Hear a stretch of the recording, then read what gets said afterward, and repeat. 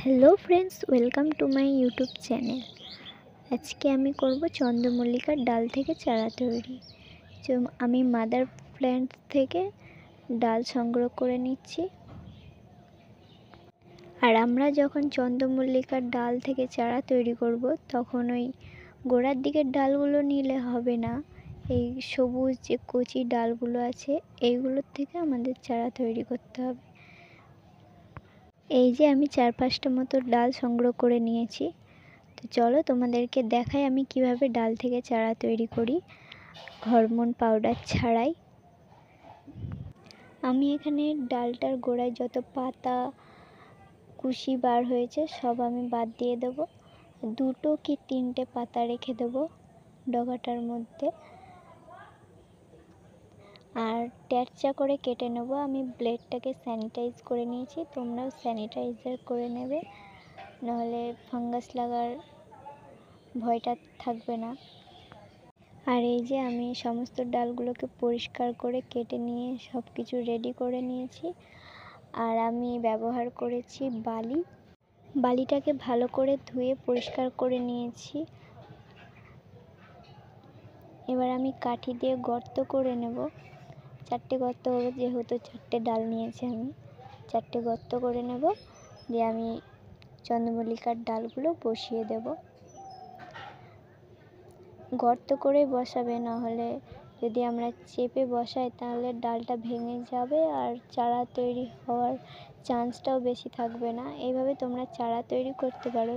এভাবে চারা তৈরি করলে সাকসেস রেটটা বেশি থাকে।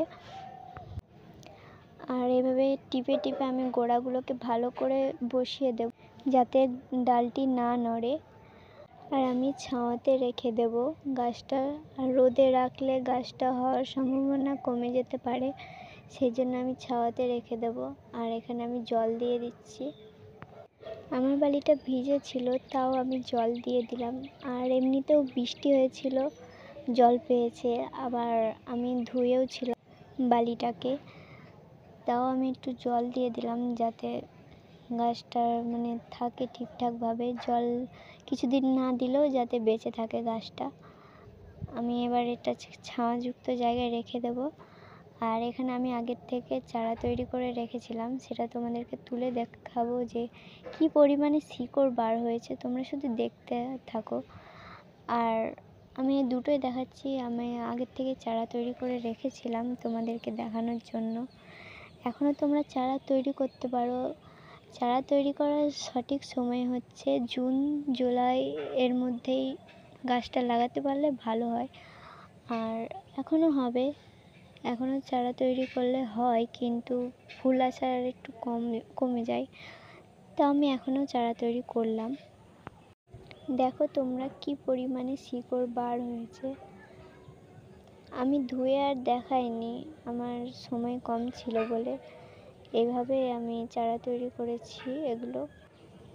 এই যে দুটোতেই কি পরিমাণে শিকড় বার হয়েছে সেটা তোমরা তো দেখতেই পাচ্ছ। এই যে দেখো আমার গাছ দুটো। আমি এভাবে চারা তৈরি করেছি, তোমরাও করে দেখতে পারো। আর আমি ভিডিওটা এখানে এন্ড করছি। ভিডিওটা যদি ভালো লাগে লাইক কমেন্ট সাবস্ক্রাইব করে দিও। দেখা হবে নতুন কোনো ভিডিওতে, ততক্ষণের জন্য বাই।